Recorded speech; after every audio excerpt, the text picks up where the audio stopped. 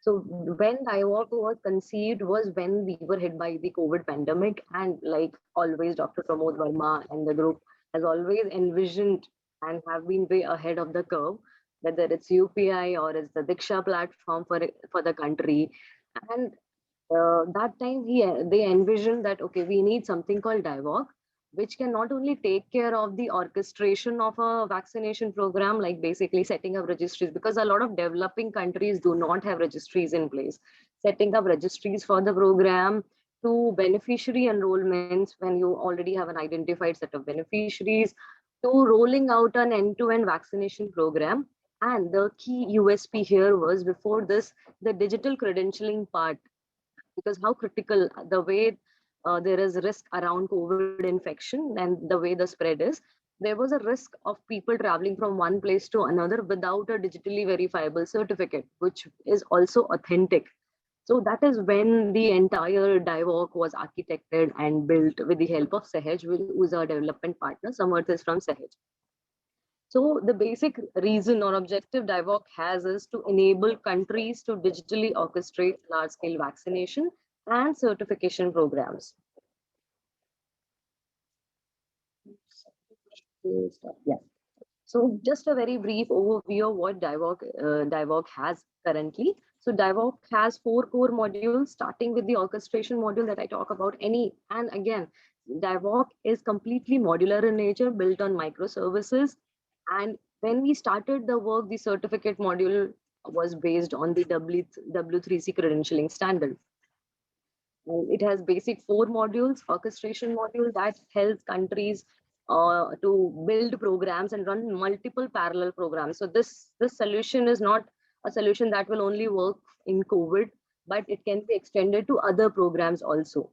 Right now, there are 2 use cases we are basically focused on: is the digitally verifiable RT-PCR or test certificate issuance, and the issuance of the vaccination certificate. Vaccination certificate use case is live in many of the countries who are utilizing that. So the orchestration module helps the government to put the registries, backend bulk upload of beneficiaries, setting up the rules for the vaccination, etc. So everything that has to done with orchestration of a program, that the first module does, which again can be utilized in as a complete stack or just an individual module depending upon the way the country would need. The second one is the registration and appointment module, which takes care of a self-registration, registration at the facility, and also an appointment scheduling module, where the configurability is so that country can define their own rules, who should be registered, whom I should register, the validation rules. And this is how an enrollment happens. And in the backend, it will create a beneficiary registry with the enrollment. The very key important and the most popular module that has been adopted by a lot of countries, including India, is the certificate module.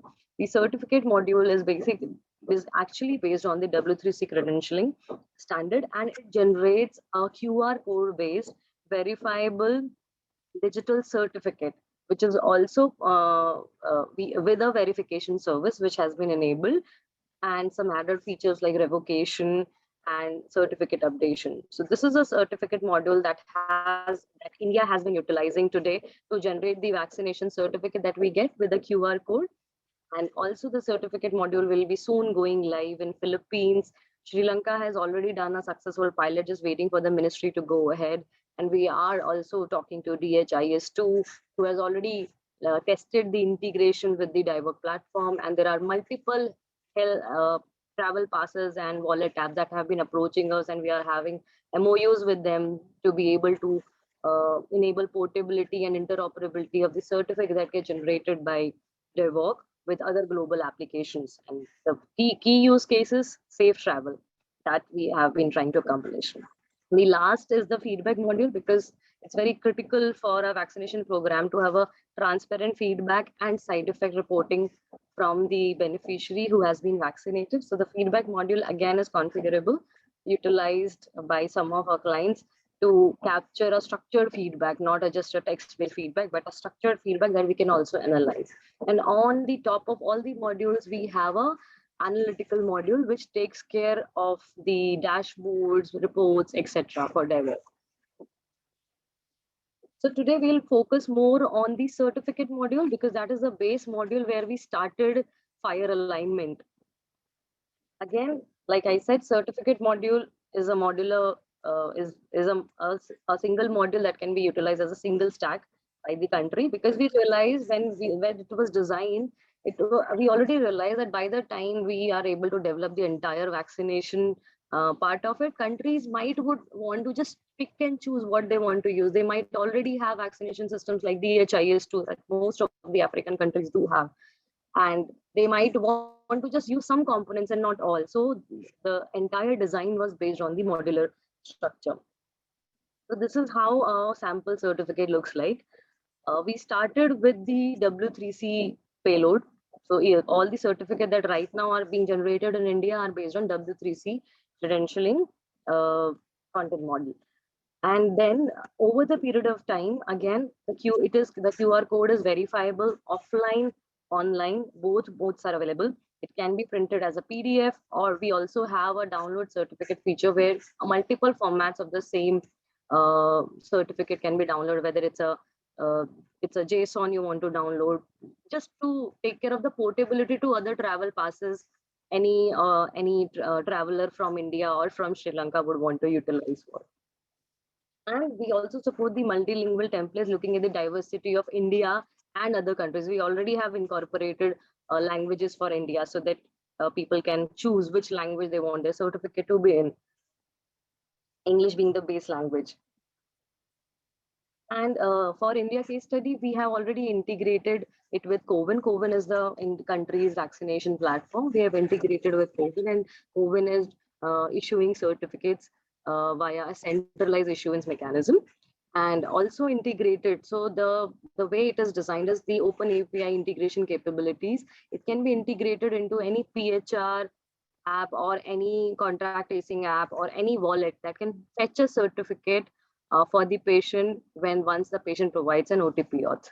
So that is what you can see today. You can download your certificate either from the Coven portal, or you can download it in the Arogya Setu app or via the Umang app. So all these fetching, and now recently, since now Coven has onboarded the HRP service, they have integrated for the HRP service in the NDHM ecosystem. Now the same certificate will also be enabled in the NDHM PHR app. That is the go ahead as far as India is concerned. Again, it has a secure QR code. So what we do as a current flow is we generate a W3C cert, which get compressed and stored into as a JSON into a secure in a QR code, which is then by using the Devoke private key, and the public key is normally published by the government, whoever is trying to utilize this module, and any verifier or wallet app.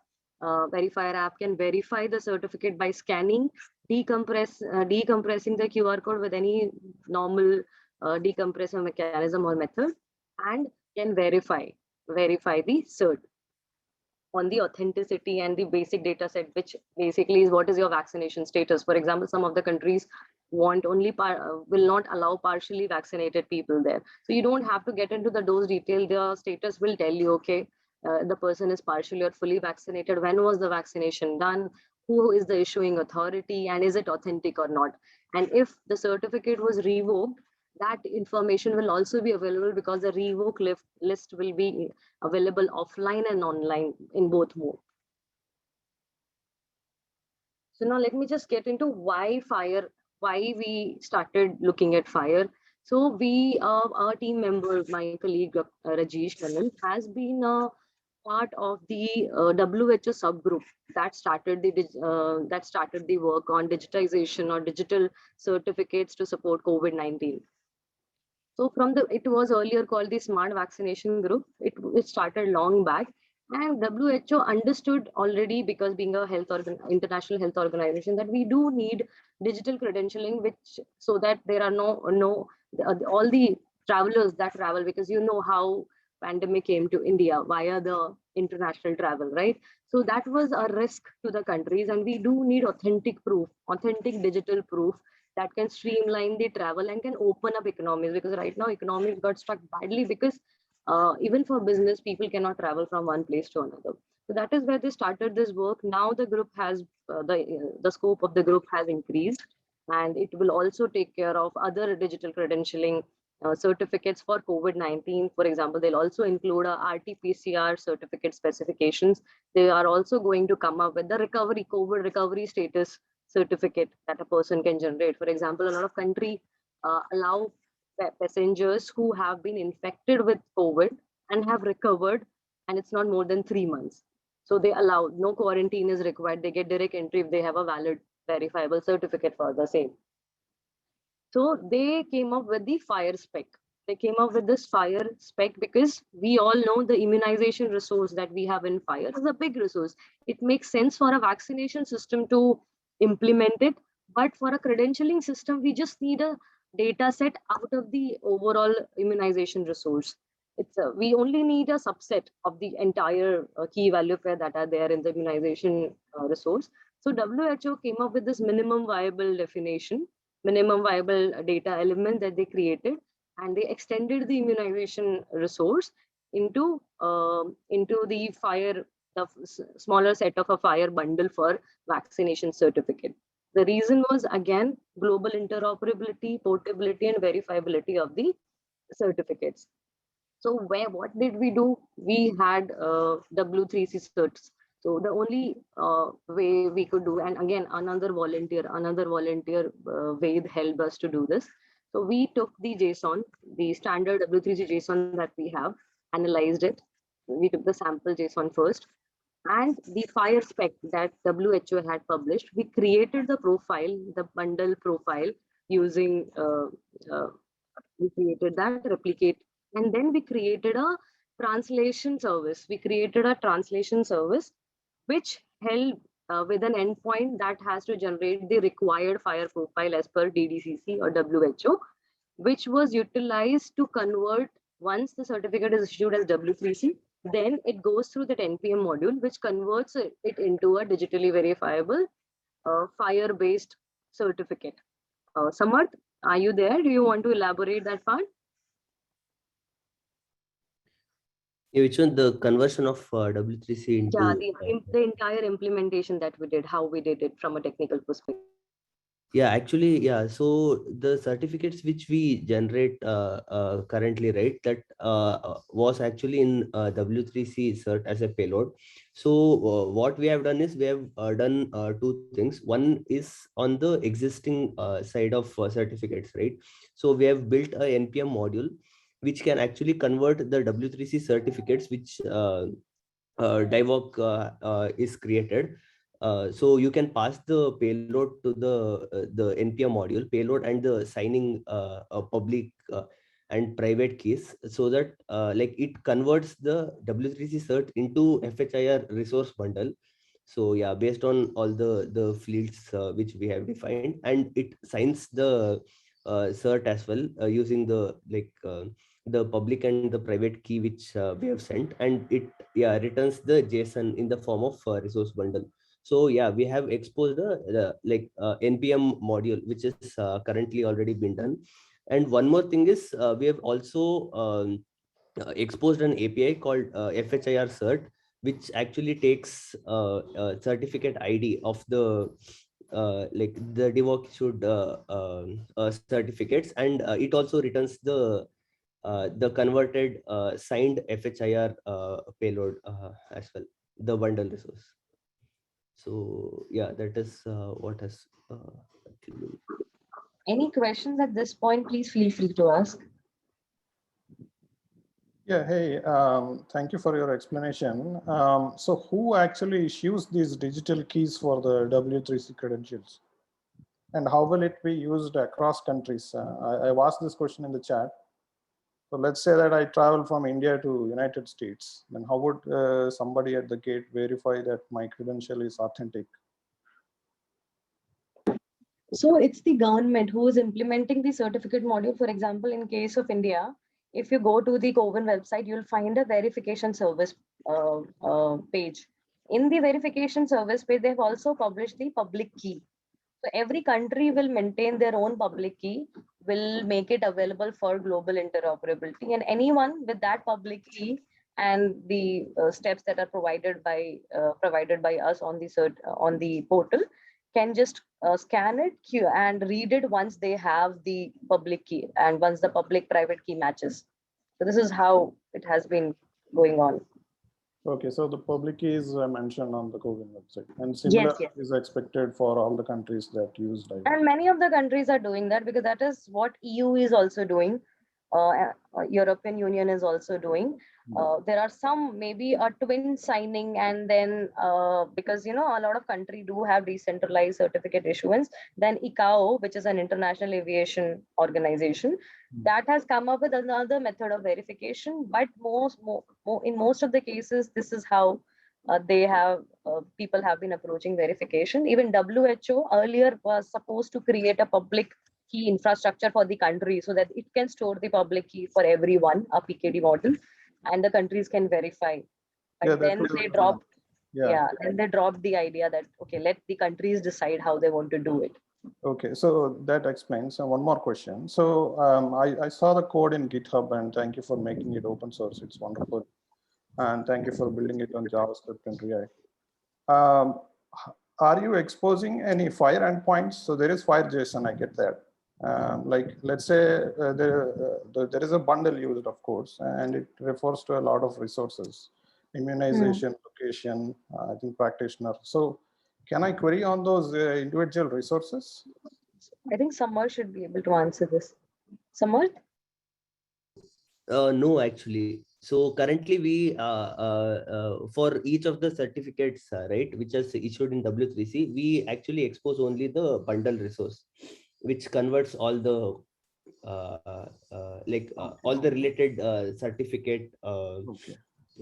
Yeah. So yeah, individual. So yeah, the question is, let's say. For a certificate, right?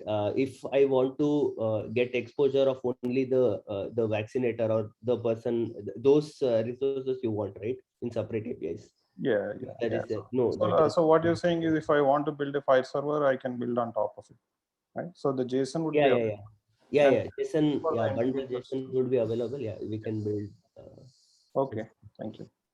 And just a disclaimer, because yes, we have the Fhir resource bundle ready, because we are still waiting for WHO to, because earlier they had kept some placeholders for the value sets. Now they are trying to bundle the entire specification with an implementation guide mentioning DIVOC as a reference issuer or reference implementation. So we are just waiting for that to come out. Once it is publicly available, we'll upgrade the URLs for the value sets to be utilized. And then we'll be able to enable if people want to reuse it, because again, we are completely open source. The idea is more people should be able to use it.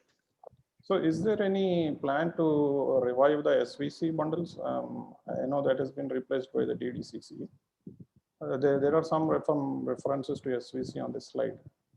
Yes, because earlier it was called SVC. It was called SVC. Now they have removed the SVC bundle and they have created a DDCC. We do have access to it internally, but WHO is going to share it very soon. I think they're almost ready.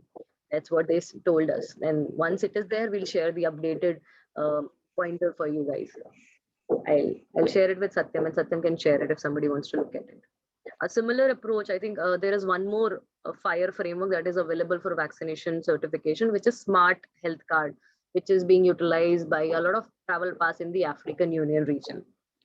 So we also did that comparison that tomorrow, if we want to also cater to the non-COVID cases, for example, even our routine immunization, today we all keep that one card, which may lose over the period of time. With NDHM coming into picture, having a PHR, it makes more sense to have these digital certificates, even for pediatric patients, right? From the very beginning, you can track when what was provided. And for international travel, things like yellow fever, etc. These issuance certificate can also come from same DIVOC. So we would like to look at the Smart Health Card also, because it has a very minimum data set. The data set that DDCC has provided is more COVID specific, keeping in mind the risk, the validity of the certificate, and the efficacy of the vaccines around.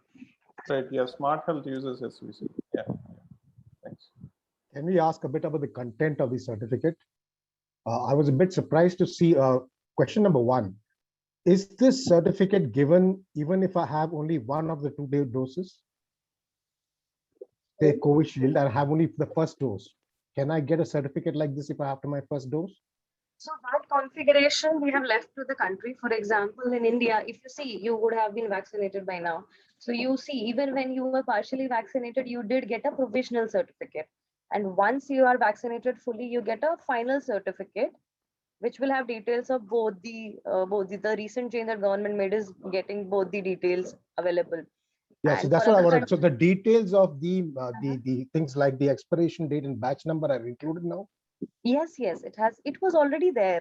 Even in Because the I didn't earlier see that in one, your certificate when I was looking at it. Maybe that's been included now. That is in congruence to the rest of the yellow certificate or whatever, the certificates that we give for the other vaccinations. But if it's included now, that's fine, because that is important, especially in a place like India where you do get spurious vaccines.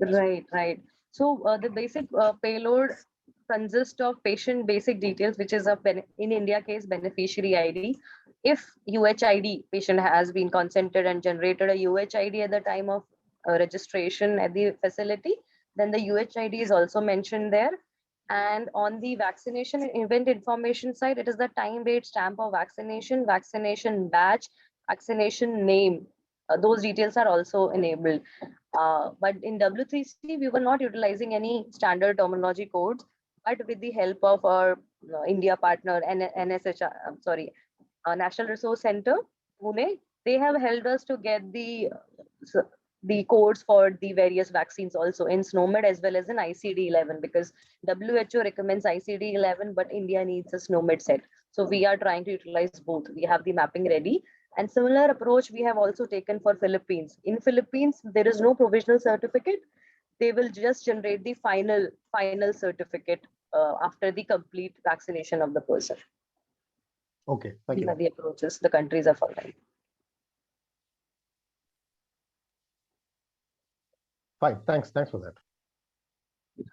On top of just the issuance of the certificate, because we do understand that already millions of certificates have already been generated by DIVOC, and which were on W3C, and tomorrow the same beneficiaries, if want to travel to other places like European Union or African Union, they might need the Fhir version of the certificate that they can port to the health wallet, respective health wallet, right? So then what we did, we have also created an service for either the verifier wallet apps or the beneficiary himself. Once the beneficiary wants to download the cert, it can call the verification service, where we'll give an extended feature that, okay, download my certificate in the Fhir format. So there is a real-time conversion that will happen, and the person will be able to download or fetch the certificate in that format. Here's what we have also thought that we should do this. As of now, the verification is still dependent on the W3C payload. So once you verify after providing the public key and it is validated, the identity is validated and the certificate is validated, then an extension service is provided for verifier apps to download or port the Fhir-based certificate. That's an added thing that we did. Right, Samar? Please correct me if I'm wrong. Oh, yeah, right. Yeah, so there are two things here. Fhir format and Fhir are different. Okay, so what you are giving is Fhir format. It would be ideal if you gave Fhir.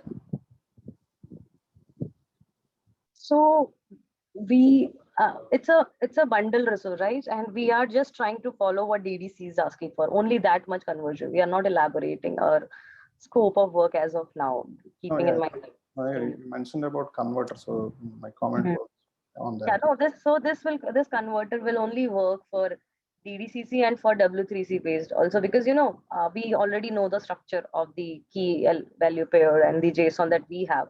So the NPM module is specific to DIVOC today.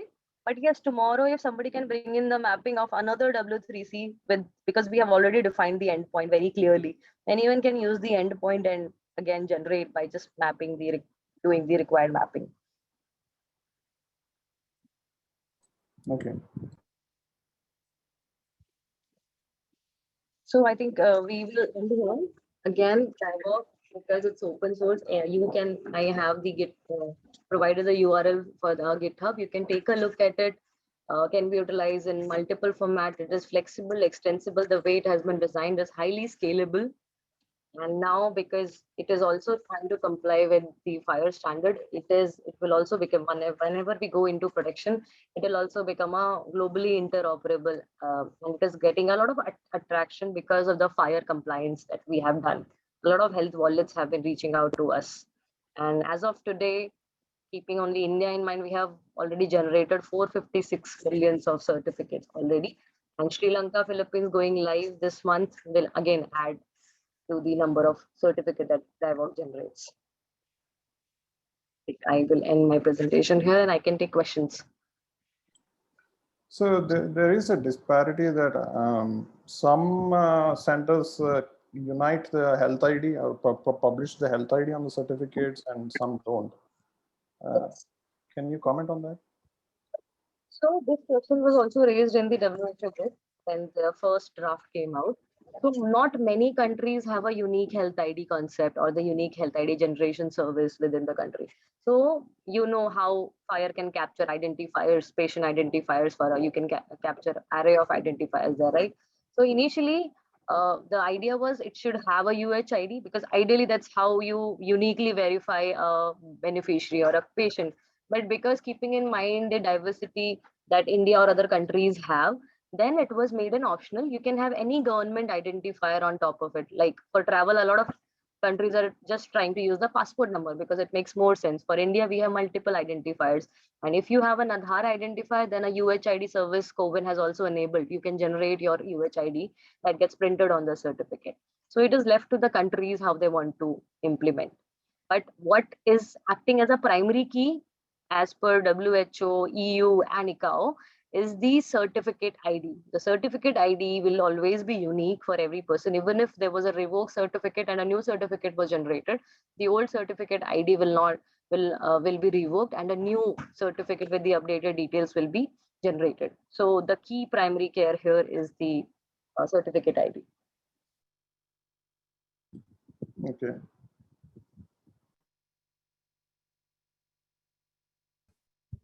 So thank you for this informative presentation on DIVOC. So we got an understanding of how credentialing works, and that actually helped us demystify some of the things, right? Some and understanding of how the standards are working and how the countries are collaborating. So thanks for the presentation, and we will look forward for the updates. And so please do share with the community how the things are progressing. Sure, definitely will do. Thanks, Priyanka. So with this, we move to the next talk of the day, and that is Tarun's Smart Fire Agent. So Tarun, over to you. Hey, thank you, Kumar, and thank you, Priyanka, for the great presentation. So let me share my screen. Let me know if you can see my screen. Is it visible? Yeah, visible. Okay. So actually, we had a really great presentation on enterprise-wide solution. I'm really amazed to see this. So just a quick, but now I think we're going back to a little bit basics and more like a ground level stuff. So bear with me. But quick introduction about me is, I have like around 17 years of experience in IT and healthcare, and I've been in US for the last 13 years, but I am still here it's a little bit. I was an architect before. Now I'm a developer and now become a student. So I have a full-time job, but I'm still doing my master's program. And this tool is actually built as a part of one of the academic project I'm doing currently as a part of my master's program.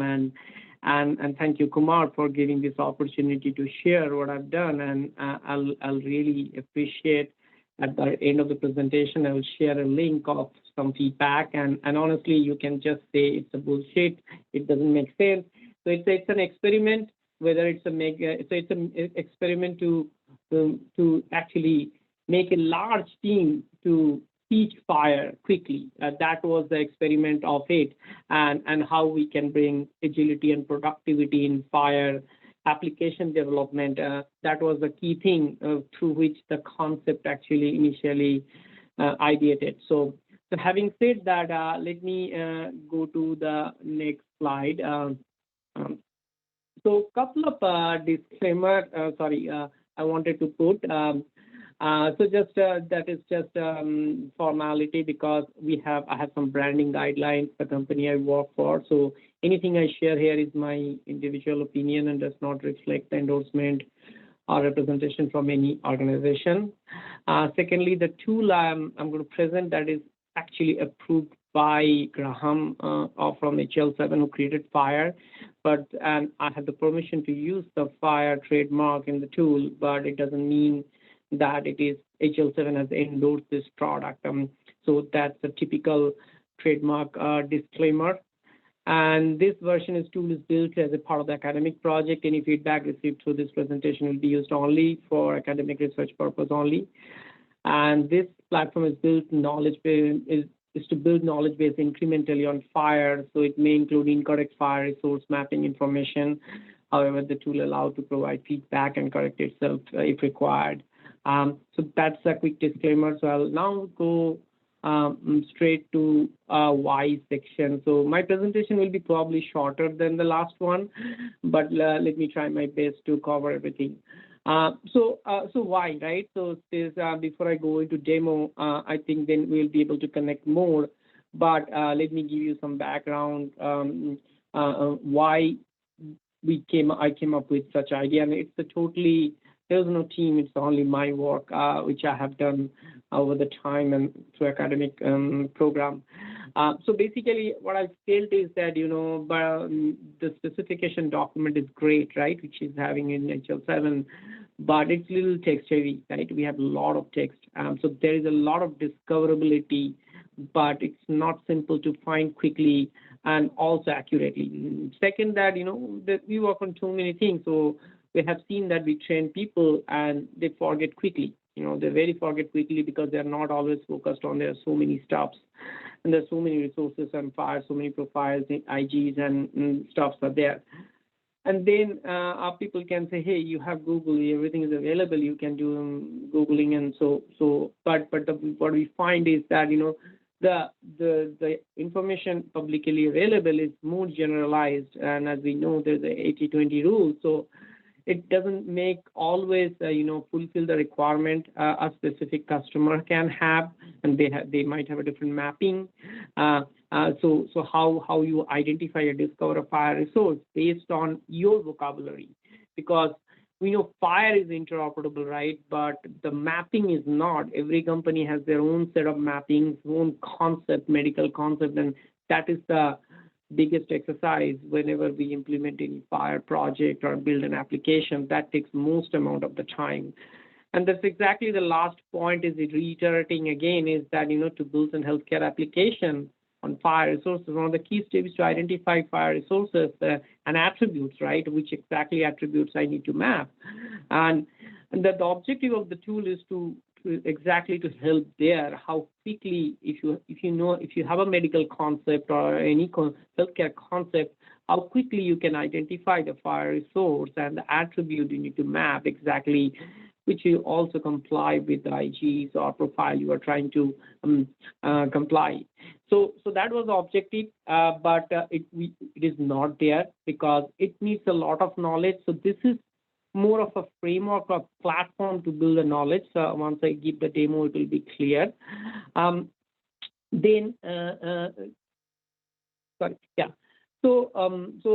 then comes to what, right? And I guess that's the why part of it. And feel free to interrupt me. But a lot of things may look abstract because I'm not showing the tool yet.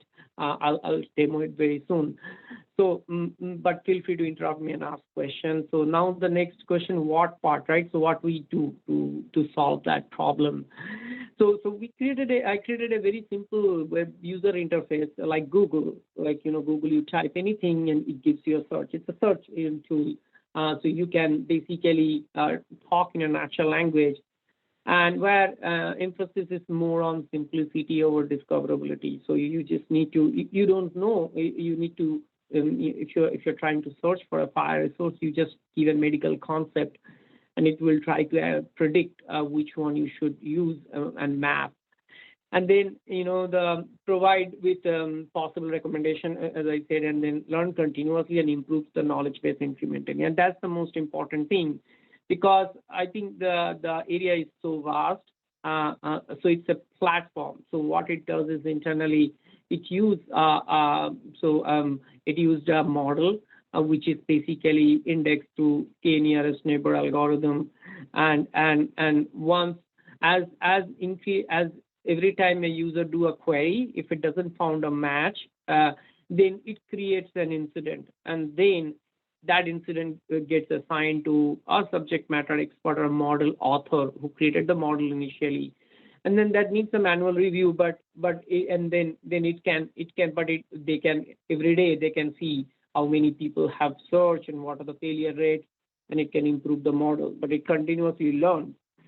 And then, and that's what automatically it is incident. And also it provides feedback about when the recommendation is provided, user is able to provide the feedback instantaneously, whether they liked it or there's a problem, they can do it. So that's how also the knowledge model will improve. So that's kind of what it does. And then how. So the architecture of the tool is very simple. It's not really, it's a tool which can be Dockerized, and it can be installed anywhere. Right now, I'm running on my hosted server, so I'll go to that.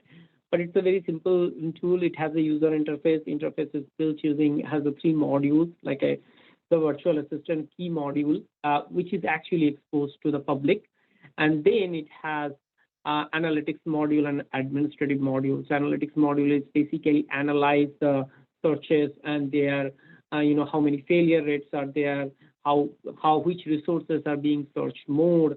And then there's an administrative module, which is basically help to improve the model, add or modify the model. And then we have, this tool has both, like, typically some authentication mechanism with 2 factors, and also it uses OAuth and OpenID. So for that we are using, I'm using the Spring Framework and Camel as an engine to do all this stuff, and use Postgres for storing simple username, password. And whereas the search part is actually the key, where the ML part is, and natural language processing is being used, is using OpenSearch. So the OpenSearch is basically an Amazon's distribution of Elasticsearch. They recently do, and they use the KNN, k nearest neighbor ML algorithm built in, so you can basically index your data in a KNN cluster, a KNN index, and then you can vectorize it using any standard Word2 vector Java libraries are there. So then basically that's how the high level solution is. And let me go to the demo now. So this is currently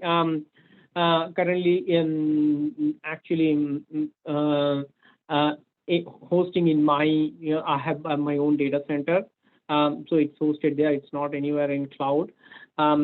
I have no problem accessing in this network, but I'd love to, after this call, you can try it out and let me know. But there might be some issues. I have never experimented in a large scale. So let me get started with the demo. Basically, this is the first page. Yeah.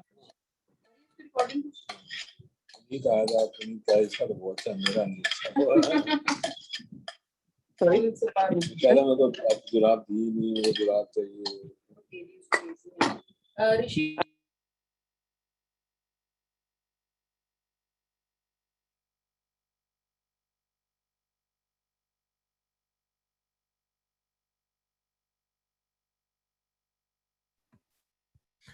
Tarun, you can unmute yourself. Hey, can you hear me? Yeah. Okay. So I think, sorry, I hearing some noise. Okay, so yeah, so let me start the demo. So the tool can be accessed via v2.fire.top. There are some terms and conditions which is standard, like this is the HL7 terms and conditions, and this site can be discontinued at any time.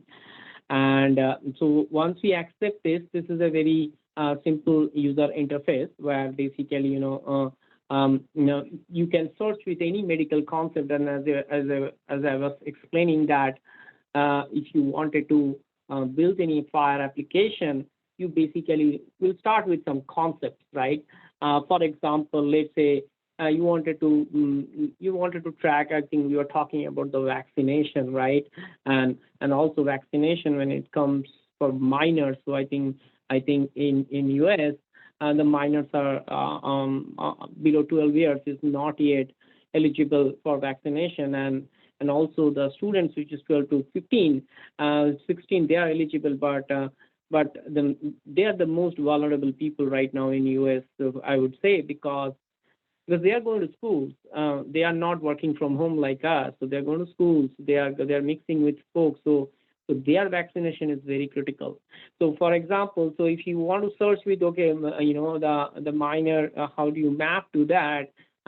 So I mean, this is just a simple word. I just say, you know, it just instantly tells you that minor, when you deal with minors, you need to deal with two Fhir resources primarily. One is consent and patient, because minor has to provide a consent, a lot of time to share, and then patient is part of the minor. So similarly, you know, I mean, there's many other concept. Like if you want to know all the financial resources, give it to me. And this is a fuzzy in some way, because if you do spelling mistake, it takes care. It tells all the financial resources you have. Similarly, you know, if you just say, you know, how to build a Fhir API. So it just gives some response. So, okay, I didn't show you one thing is, sorry, that once you get a response, what it contains. So it contains, you know, so you can verify whether the concepts you are looking for and the mapping it provided, it is right or wrong. So right now it's mostly a concept to resource mapping, but there is a plan to actually also keep the attribute accurately, which attribute also within the resource can be mapped.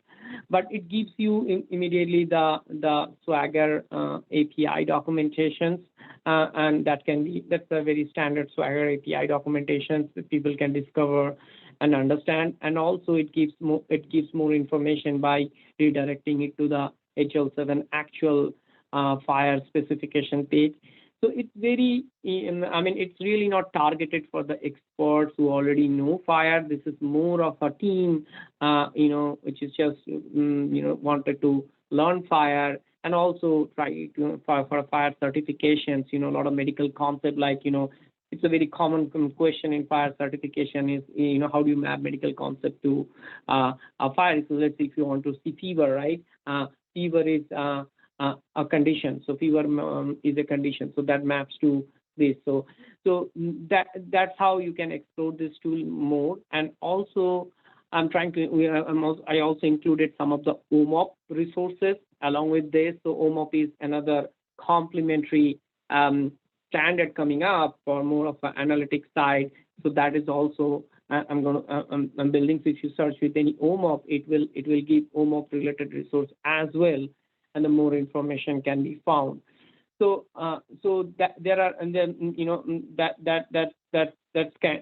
something like that. Then similarly, if you wanted to look for a specific attribute, right? Let's say you wanted to check for date of service, which resource to be mapped. So it can give you, okay, date of service is mostly claim and diagnostic report. Now similarly, if you give COVID-19. So it is a condition, so it maps to the condition. But I think, okay, so it also gives immunization. So I gave COVID space 19. So that there is some issue with the fuzzy match. It should also give immunization resource as well, because it's a vaccine. So how this is working, all right? So let me show my. But in any question, I'm mostly showing what the end user, how they will use. So my main question to you is that let me just, before I forget, let me copy this and put into the chat. So okay, once again. Yeah. So and also this URL.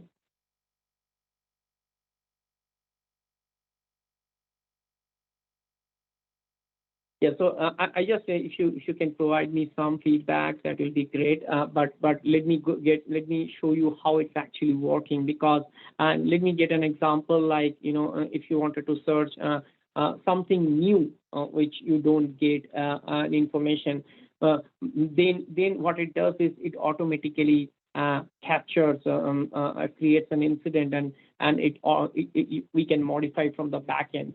So let me show the backend part of it. So how it works is that, so what happens is that this whole thing, let me just show this.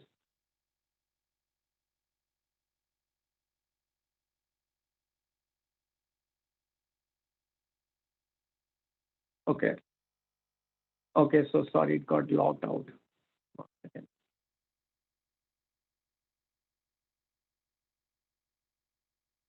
Okay, one second, one second, I come to my email.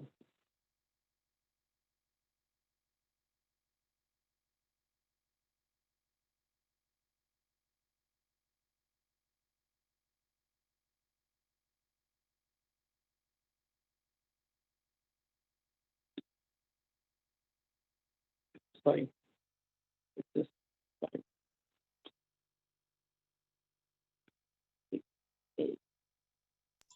Tarun, this is Dr. Pramod here. I can give you some feedback because I've tried a couple of things. If you would. Oh, so you tried a couple of things. Okay, so let me show you. So yeah, definitely I would love, and if you want to talk. But so how this whole thing is working is that this is built through a model, like a JSON model, which gets indexed in a KNN index in OpenSearch. So for this, I have multiple things. So this is nothing, this module you are seeing, it's not related to Fhir Virtual Assistant as a whole. It can create a chatbot of any other domain. But for this, I have created the Fhir Virtual Assistant, this one. This is the key model. And what does it mean by model here is basically all the keywords, right? I don't know if any of you worked on Google Assistant or Alexa. What they do is they have something called utterances, how people ask a question differently. So those utterances basically call concept, and that has been captured in a form of a JSON, and then based on that, then that is being put into, every resource is being put into a index. KNN index after vectorizing it, and then they search. That's how it's all working. It's very simple thing, but and you can improve the knowledge base. So every model has something called a reinforcement learning model too associated with that, and that basically captures whenever there's a failure occurs. So I can come and see how many people search with what. Like I think somebody searched with chest, and I don't know. This is what time. Maybe right now, someone search here. So I then can come and see what people are searching, and model is unable to answer those questions. And I have, because I don't know everything, right? As the knowledge is limited to everyone. All we can do is that we can keep on improving, and that's exactly the problem in a large team, that those knowledge gets lost. As we know, one team comes, they work on it, and then they go away. I don't know. I mean, I work in one of the largest healthcare company in California. So and because of the branding policy, I don't want to take any name. But what I'm noticed is that we work with a lot of contractors, and they come and they go, and so the knowledge gets lost. So that is another aspect of it, to keep the knowledge and improve it so that the team can reuse the same. So that's this part, whenever if there's a failure occurs, it will create an incident, and I have to do some research, and I know, okay, where exactly chase needs to be mapped, or the serum, this one needs to be mapped. I have to do, or somebody who knows that SME can come and update that, and that once you update it here and change the status to resolve from new, it will be automatically added to the knowledge base, and then it will be searchable, and we can give the concept.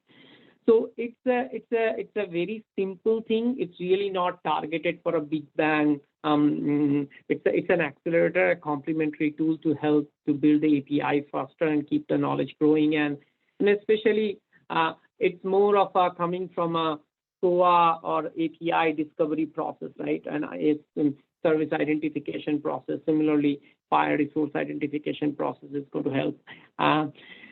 That's pretty much, and because I am in the model, right? So I mean, this is a simple user interface, but feel free to ask questions and give me feedback.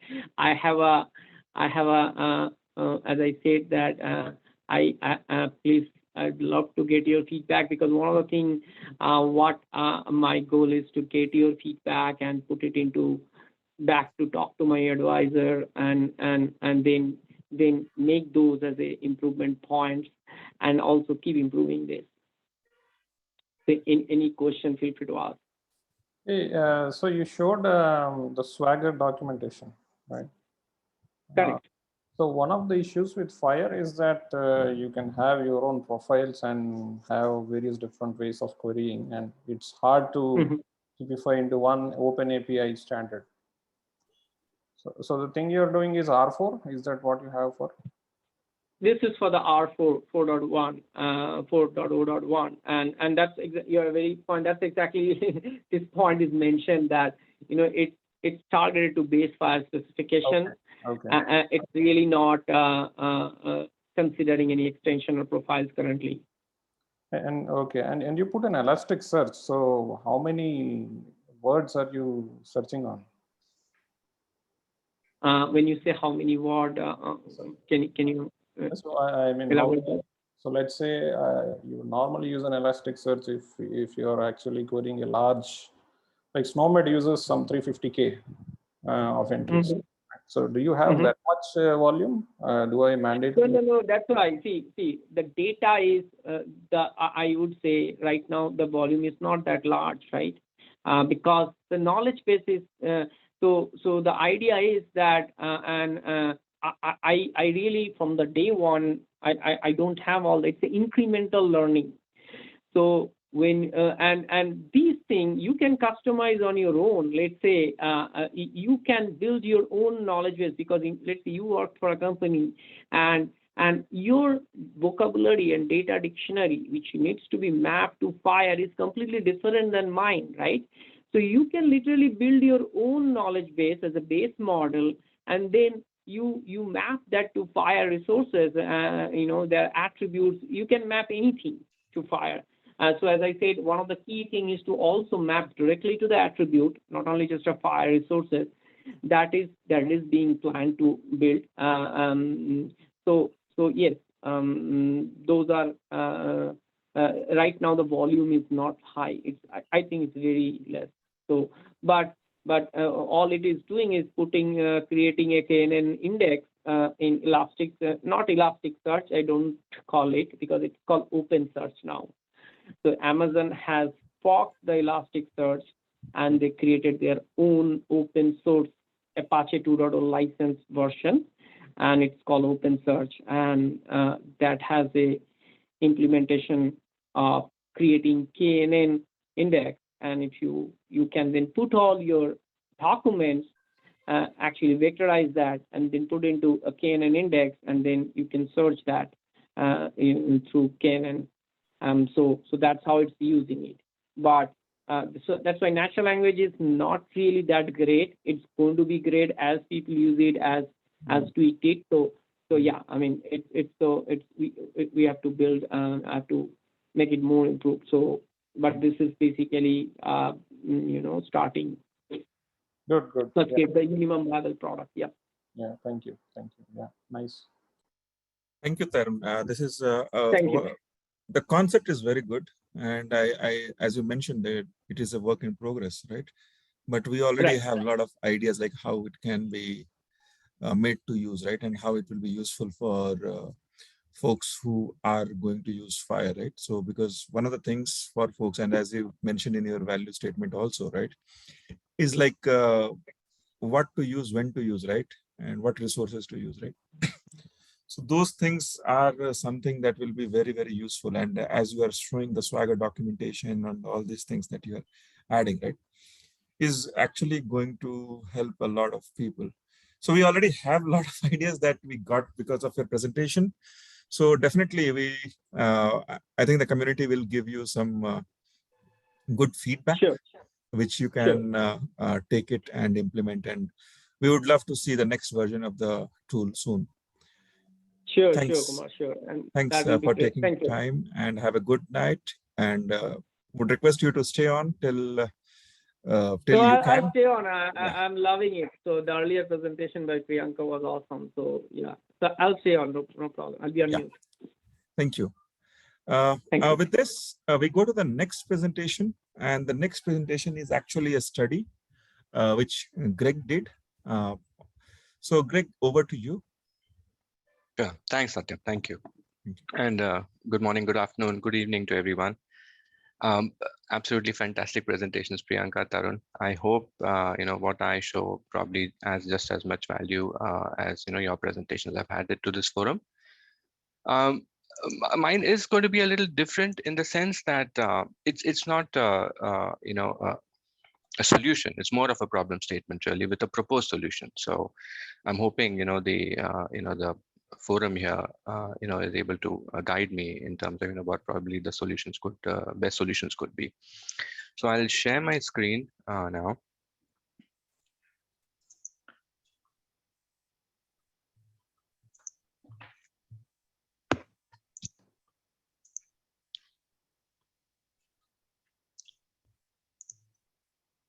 Is my screen visible, please? Yes, it is. Okay, so so as Satyam pointed out, it's more of a study really, the state of healthcare in India and in my city of residence, Pune specifically, and what we need to do based off the findings of that study really. A quick introduction to myself. I am, I have around 18 years of experience in the IT industry. I have largely actually been in the financial services, insurance and healthcare, insurance. And I've managed projects, across these verticals. So in that sense, I'm not really a healthcare professional, as I think most of you all are. But what's gotten me going for this study really is that all my career, I think I've been very focused on data analytics and trying to find the areas of improvement, productivity in the work that I've done, the teams that I've actually managed. And in the past couple of years, I've actually gotten onto my society's management committee, and from there gotten perspective of social issues really. And then I realized that there's a lot of data that if we analyze in our surroundings, we'd probably be able to help improve those, just like what we do at work. And one, obviously, because of this COVID situation, one area of focus, I think that everyone has had to look at more carefully is obviously healthcare.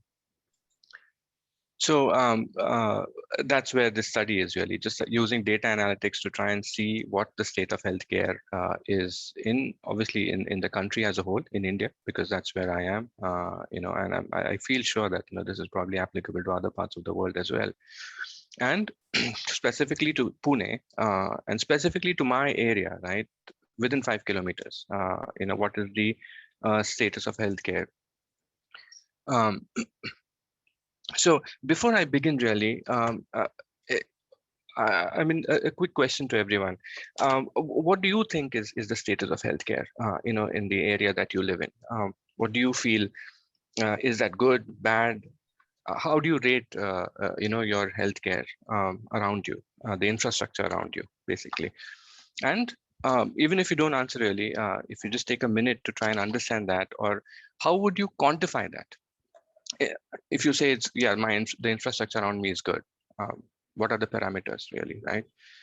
What made you say that? Or if it's not adequate, again, what are the parameters? So really this study is kind of focusing, on that. So the objective of this presentation obviously is to look at, the quality, the adequacy of healthcare in India, as a country, its states, and as I said, Pune, correct?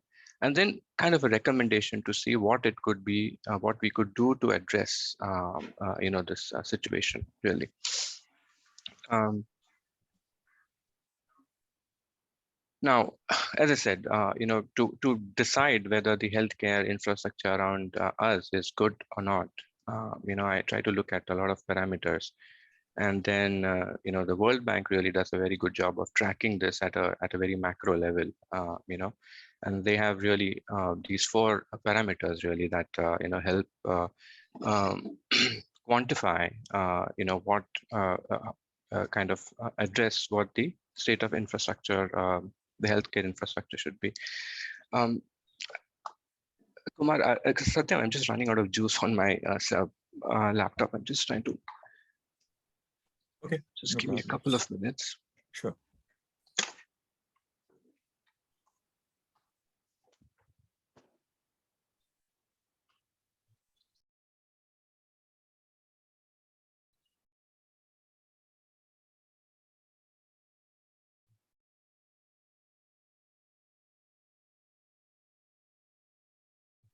Yeah, sorry about that. I didn't anticipate the presentations to go this long. So these are the 4 parameters really, right? The health expenditure really, right? How much does a country spend on healthcare? Out-of-pocket expenditure, how much do the individual people, the people in that country, how much do they spend on an average from out of their own pockets? How many hospital beds are there per 1,000 people? This is again, indicators or the metrics that the World Bank uses, and obviously, and the last one is how many physicians are there per 1,000 people. And so these are just the 4 parameters, that I've tried to focus on, and then try to compare, benchmark India basically against, the world. So the first parameter, health spend as a percentage of GDP. So, the numbers are startling really, because we're kind of way down there, about 3% really of and if you look at America, it actually kind of spends 18%. So most of the developed countries really are spending a way more, than India does on healthcare, as a budgetary allocation. And this is against the developed countries, but we don't fare very well even if we compare ourselves with sort of the countries that are in the the same GDP pool as we are, the same GDP peer pool. So even countries like Vietnam probably end up spending more on healthcare than India does. Again, this just a couple of other studies that I've looked at to see if what I found when I compared with the World Bank data. So it is true, really. Even Bangladesh spends a little more than India does. As on the healthcare infrastructure. So here, I think if you look at Japan, Brazil, China, so a lot of these countries actually do there is a probably increased focus on healthcare expenditure than India has.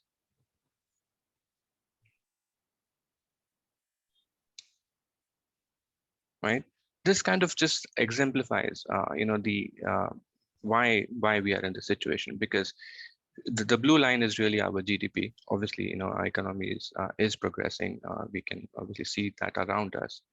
But as far as the parameter on health spend goes, it has been fairly inconsistent, correct? It's gone down and then it's gone up somewhere in 2013 and 14, gone back down. And I think we've seen announcements from the current government that yes, there is going to be focus on trying to increase this and get it up to 5%, probably at least in the next few years. So you see that kind of trending up again. But not probably as much as it should to catch up probably at least with the rest of the world. So inconsistent at best, India's GDP versus its health spend.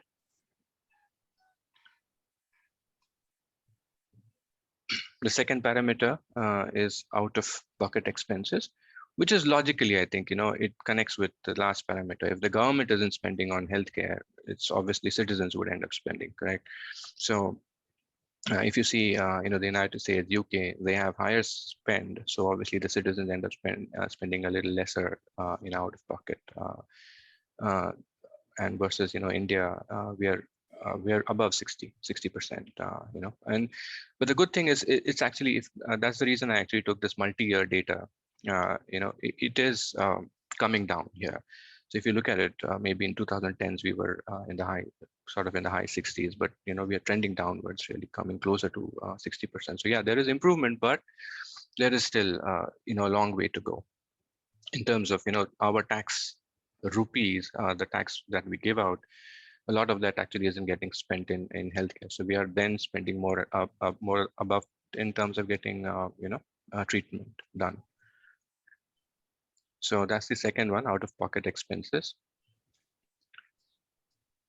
Again, this was just validation of what I try to look at the other studies as well.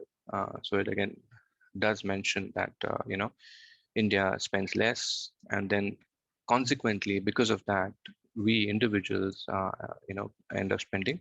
Private spending is more, 70% and 30% is what probably comes out of the government spend. I mean, for us, I think it would probably be 100% because the 30% probably, kind of represents the set of people who end up going to the government or the free treatments, facilities.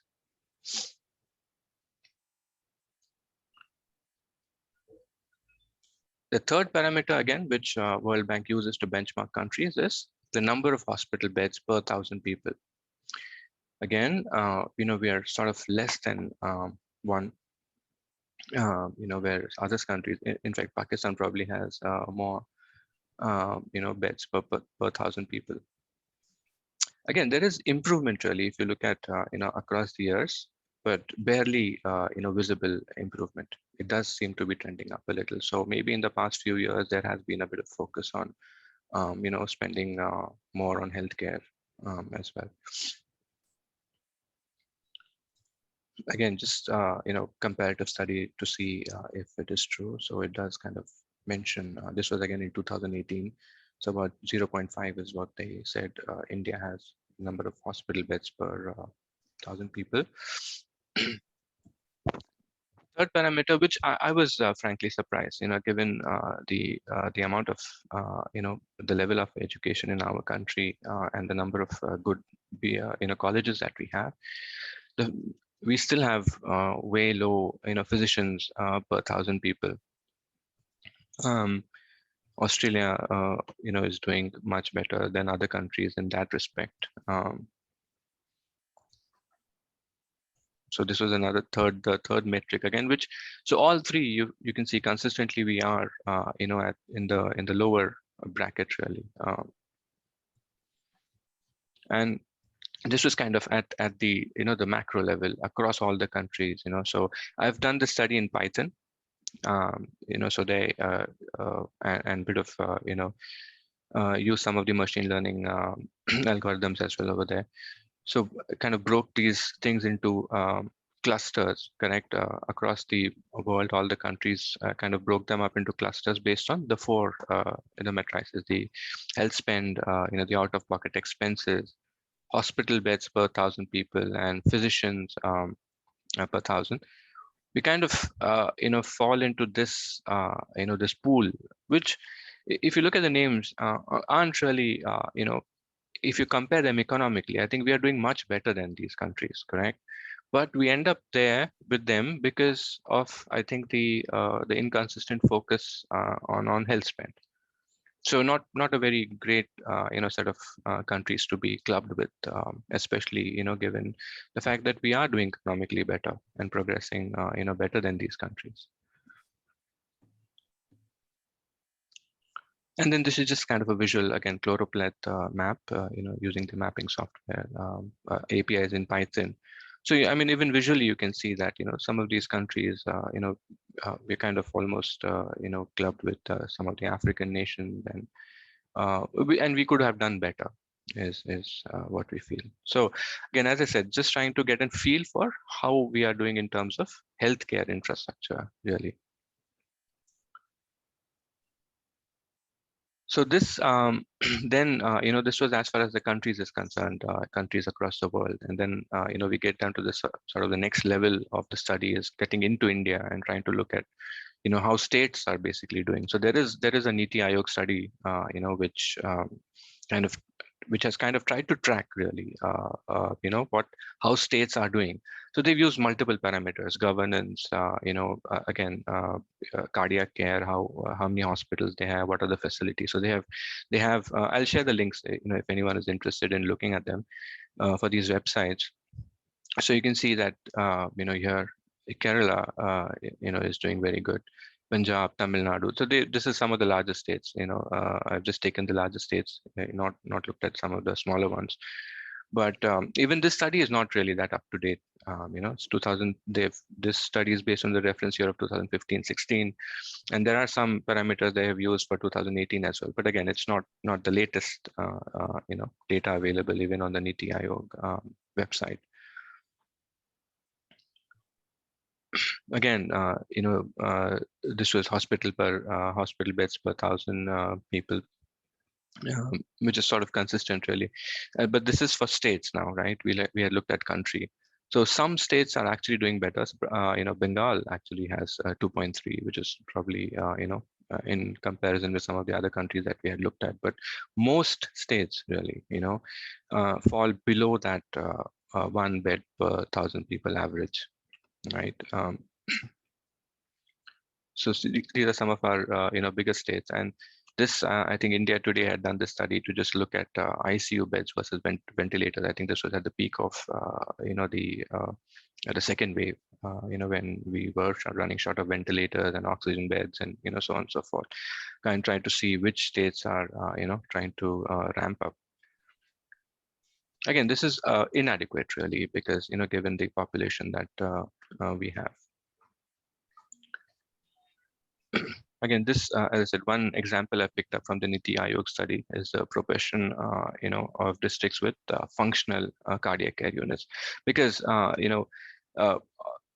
if you kind of put aside the COVID deaths and COVID fatalities, I think cardiac issues, diabetes, these are probably the biggest other killers that India is fighting with. So, and that's probably where I think Niti Aayog study comes up, where they're trying to compare states in terms of the cardiac care units that are available to the general populace.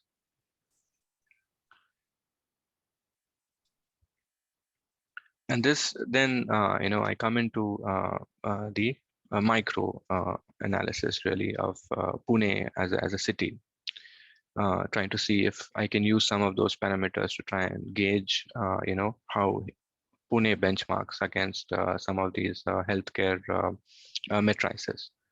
So Pune, this is 2011 census. So obviously it's increased, much more than that. This is 3.1 million. And Pune is broken up into wards. So the population is kind of, just gives a view of the population across all of these wards, sort of evenly spread really.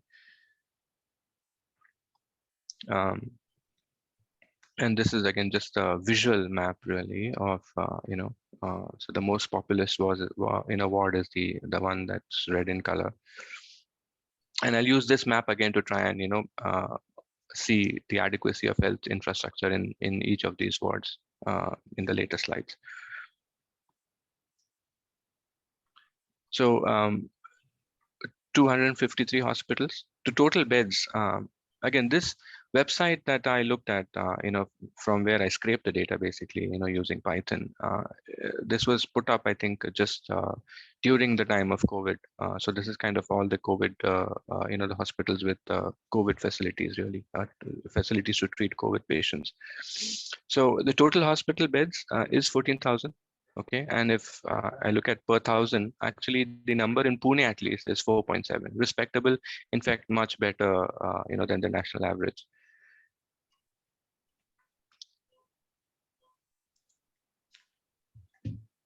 Right now, so this is just the overall number. The number kind of seems, 4.7 seems better than obviously the national average. That's fine, but if you look at it visually, correct, you will see that a lot of these hospitals, and I did this using, the latitude, longitude, sort of the Google API. If you see the hospital clusters, they are, largely clustered around, unevenly spread across wards. So there are some wards, if you look at, uh, the north, sort of west, there are wards that lack these hospitals, correct? So most of these are kind of centered around just one or two, the few wards in Pune city. Anyone from Pune here, by the way?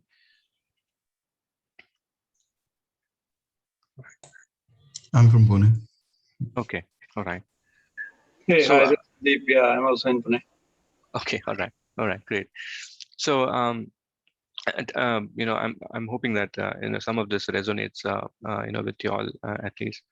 Is that just like we looked at this study, correct? So yeah, I mean, there are some wards that are doing very well, right? These are kind of in the, if you all have been to Pune also, this is sort of, the, Pune station when you get into Pune or, closer to the airport. These wards are doing much better, correct? So the average over here is, much better than, most of the country even, so there are around 10 or 12 beds. Correct. But again, the ventilator beds and the oxygen beds, this data sort of became available during the COVID time, is still not good. Correct. So if we get hit by another wave as big as the second one, we will still struggle, unfortunately, in terms of getting a ventilator bed or an oxygen bed. And closer to the south of Pune, these 3 or 4 wards are doing really bad. I mean, the number of hospitals is just not adequate over there. And same thing, I mean, this kind of, if you look at why, this ward on top, the Dole Patil Road ward, gets, has so many beds, is because most of the biggest hospitals in Pune are within that 5-kilometer radius. This is a government hospital. These are all, sort of top private hospitals in Pune, and they're all sort of centered around, in that one area. That's the reason why that ward shows such a high number of hospital beds per 1,000 people. And so, just looking at the addresses probably doesn't give you a perspective. So this is again, a heat map sort of the hospital, distribution, which kind of confirms again that there are some wards, and on the fringes probably of Pune city, where they do lack the facilities. And in case of an emergency, they actually have to travel probably 15-20 kilometers to get to the nearest hospital that can help them. So again, this is just, additional data on wards that, I mean, if someone need to take a decision on, where I need to open, let's say, when I need to focus more money on, this kind of tells you which wards probably require that immediately versus some of the other wards in Pune. So that's as far as the data really is, those 4 parameters, and trying to look at how the healthcare infrastructure across India is, across the states is, and then a particular city. Now, the issue, I think, and that's where we probably come to the problem statement.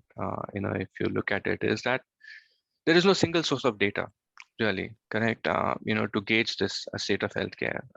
So I let's say tomorrow I'm planning to move to another city. I cannot try and understand really, what hospital facilities I will have there, what specialties, let's say I'm just focusing on cardiac care or diabetes, it's difficult to tell today. There is no data, there is no website which kind of consolidates all of this data, across private and and government hospitals, correct? Especially at the last mile of consumption, correct? So I live in this particular area. Within the 5 kilometer radius, what do I have? Which hospitals do I have? If I'm looking at a certain condition, let's say even chemotherapy, which hospital should I go to? It's not available unless you speak to someone, unless you do searches across multiple platforms and then try to collate that data. It's difficult to tell really. Another aspect I realize is so these conditions, obviously cardiac care, diabetes, all of that. If you try to search for something like mental health, right, depression, those kind of things, there's even more paucity of data. There's still no data available on that, in terms of where a person would need to go, who are the specialists, where are they available. So there is no single source of data today to gauge the state of healthcare. And I'm sure all of us look at that professionally. When we work, we look at data to try and improve, correct? There's this famous quote, right? If you cannot measure it, you're not going to be able to improve it. So today, I don't think there's one single window into looking at all of these matrices across the cities, across the areas that we live in. So yes, obviously that kind of gets to the second point, is that kind of consolidation is required, correct? So that we are able to look at hospitals with specific specializations, number of beds with a breakup of ICUs, oxygen, ventilators. Let's say, for example, a family, they're trying to expand their family, right? And they're looking at maternity, hospitals. But it's important for them to know if the maternity hospital will also have, an ICU, just in case if the newborn requires it. So that kind of data, I don't think is available in the public domain, easily, right? And there, I think, a country, typically, I think there's been a lot of push for roti kapda makan, but I think it now needs to be extended to roti kapda makan healthcare, right? So how much is my state spending on, on health? How much is my local government body, my corporation or my nagarpalika, how much are they spending? There's no data available on what they're doing actually, for health.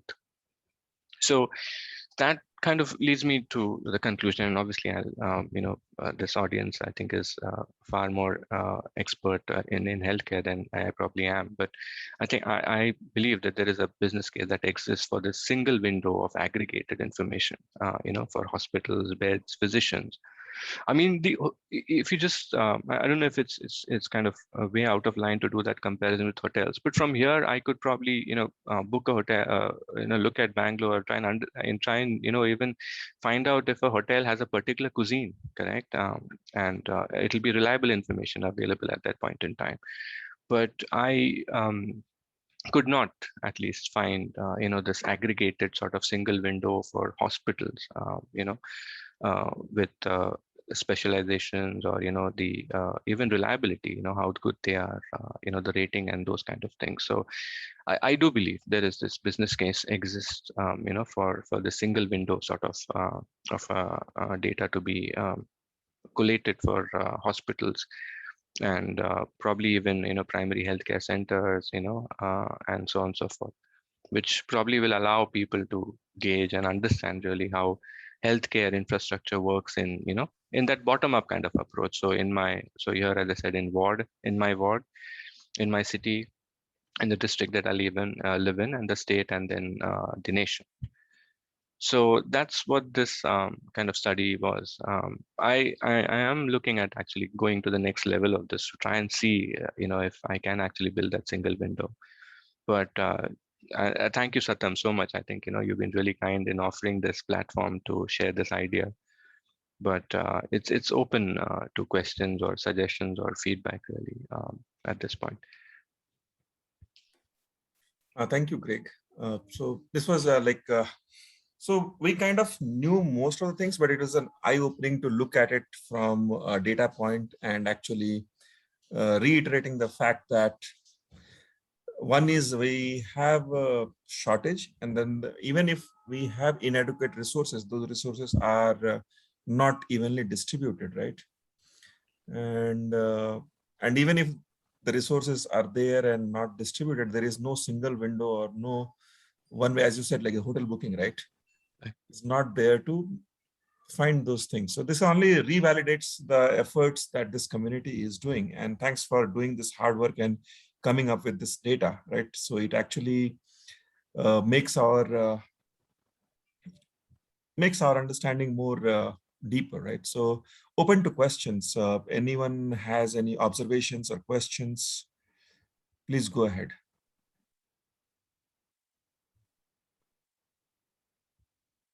Greg, where did you get the figure of 3% of GDP being spent on health in India? So this was really at the World Bank website.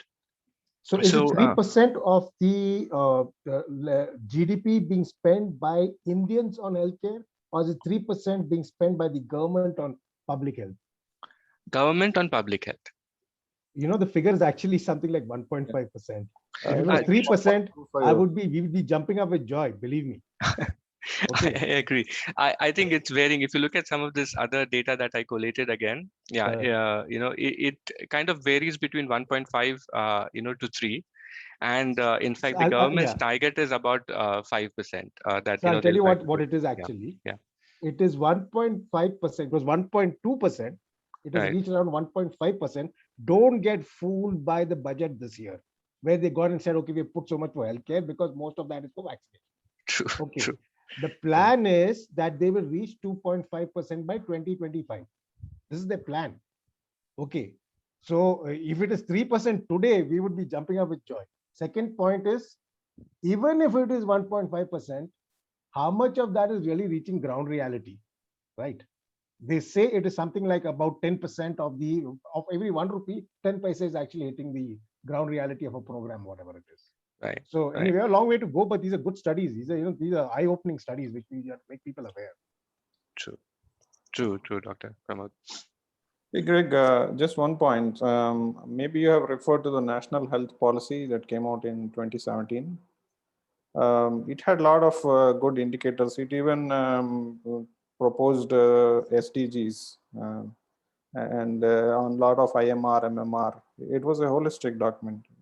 It's also a good reference point if you have not already looked. True. I kind of looked at the Niti Aayog one. So I'll look at that as well. Thank you. I think that's a good suggestion. I'll look at that one. Yeah, 2017 National Health Policy came out in 2017. 2017. Look at The one before was in 2005. So yeah. 2017 document actually had a lot of. It just stopped short of saying right to health because policy cannot say that. Right, and that's where the figures of 2.5% and all are mentioned. So and how you'll get to it. That's what. How you will get to that 2.5. True. Yeah. Anyway, good study. I mean, I think something like this, if many of us can do. Also, one more thing, just want to say, Greg, there is a movement towards getting this healthcare facilities and healthcare professional registry in place. It is being done by the National Digital Health Mission. It is work in progress, and in fact, I think you should read the documents that they put up already. Last week was the last date for giving comments, but the documents are there in the National Digital Health Mission. And in fact, if you want to go to the detailing of that, it explains how they are going about it, right? And how you're going to be having a healthcare facility asking for a particular healthcare ID, healthcare ID, and so on and so on. What is the process they're going to follow and so on. So there is such a movement happening, and any sort of involvement by any of us would be really great to get that going. True, Dr. Pramod. I think that's one thing I realized is, I think as was mentioned earlier as well, that the National Health Policy. So there's a lot of great documentation now coming across. In fact, even the physicians per 1,000 population, that number has kind of come to that point where it is comparable to some of the the developed countries.